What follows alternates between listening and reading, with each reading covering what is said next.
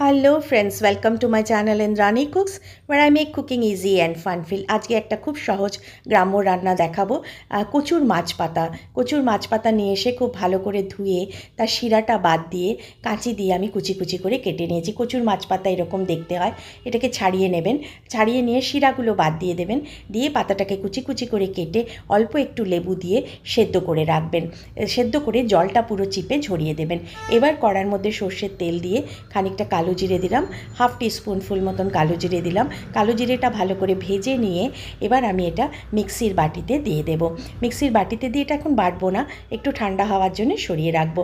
তারপর এই কড়াইটাতে আরও একটু তেল দেব।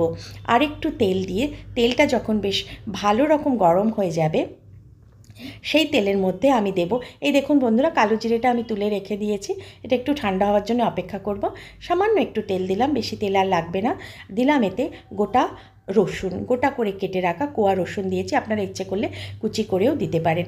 এই রসুনটা যখন একটু ভাজা হয়ে যাবে তখন এর মধ্যে দেব অল্প একটু পেঁয়াজ, একটা বড় সাইজের পেঁয়াজের 1/4 মতন পেঁয়াজ আমি কুচি কুচি করে কেটে এর মধ্যে দিয়ে দিলাম। পেঁয়াজটা একটু পাতলা করে কাটবেন আর দিয়ে এটা ভাজবেন যতক্ষণ না রসুনটা বেশ সুন্দর লালচে রং হয়ে যাচ্ছে আর একটা দারুণ সুন্দর গন্ধ এর থেকে বেরোচ্ছে। এবার এর মধ্যে দিয়ে দিলাম কয়েকটা কাঁচা লঙ্কা। এই কাঁচা লঙ্কাগুলো খুব ঝাল আছে, আপনারা আপনাদের পছন্দ মতন স্বাদ মতন কাঁচা লঙ্কা দেবেন। এবার সেদ্ধ করে রাখা ওই যে পাতাটা বলেছিলাম লেবু দিয়ে একটু সেদ্ধ করে রেখেছি, সেই পাতাটা এর মধ্যে দিয়ে দিলাম। এইবার হচ্ছে আসল কাজ, এইটাকে অনেকক্ষণ অবধি ভাজতে হবে। নুন টুন কিছু কিন্তু এক্ষুনি দেওয়া যাবে না। এইটা যতক্ষণ না এর ময়েশ্চারটা শুকাচ্ছে এটা আমরা ভেজে যাব। অন্তত 5 থেকে 7 মিনিট মিডিয়াম ফ্লেমে এটা ভাজতে হবে। বন্ধুরা, যদি রান্নাটা ভালো লাগে একটা লাইক তো অবশ্যই করে দেবেন। আর যে বন্ধুরা আজকে আমার চ্যানেলে নতুন এলেন একটু ভেবে দেখবেন সাবস্ক্রাইব করবেন কিনা। ভালো লাগলে একটু সাবস্ক্রাইব করে দেবেন, ছোট্ট বেল আইকনটাও টিপে দেবেন, তাহলে আমার সব ভিডিও আপনার কাছে সবার আগে যাবে। এবার দিয়ে দিলাম আন্দাজ মতো নুন, একটুখানি শুকিয়ে এসছে জলটা, আর একটুখানি চিনি দেবো। চিনিটা অবশ্যই অ্যাভয়েড করবেন না, চিনিটা দেবেন। এটা একটা শুধু স্বাদে ব্যালেন্স দেবে তা না, স্বাদটাকে এনহান্সও করবে, বাড়াবে স্বাদটাকে।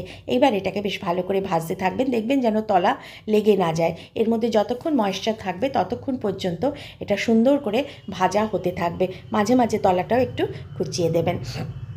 এইবার ভালো করে যখন এটা ভাজা হয়ে যাবে এটাকে একটু ঠান্ডা করে আমি এটাকে একটা মিক্সি জারের মধ্যে নেব। এই ভাজাটার ব্যাপারে বন্ধুরা কোনো রকম মানে ধৈর্য হারা হবেন না, এটা একটু সময় নিয়ে ভাজবেন, নাহলে কিন্তু মুখ কুটকুট করতে পারে, পুরো রান্নাটার মজাটাই কিন্তু চলে যাবে। যে বন্ধুরা অলরেডি আমার সঙ্গে আছেন তাদের ধন্যবাদ জানানোর পালা এবার, তাদের জন্যে আজ আমি এখানে, তাদের আন্তরিক ধন্যবাদ। এবার এটাকে যে মিক্সিতে আমি কালো জিরেটা বেটে রেখেছিলাম সেই মিক্সির মধ্যে এটা দিয়ে দেব। দিয়ে এবার এটাকে আমি পুরো ব্যাপারটাকে খুব ভালো করে বেটে নেব। বেটে নিয়ে এবার আপনাদের সার্ভ করব। শুদ্ধ ট্রাই করবেন একবার গরম ভাতের সঙ্গে, এটা কিন্তু ভাত ছাড়া অন্য কিছুর সঙ্গে চেষ্টাই করবেন না। খেয়ে দেখে বলবেন আমাকে কেমন লাগলো। ভালো থাকবেন, আনন্দে থাকবেন, আমাকে মনে রাখবেন। সবাই ভালো থাকবেন।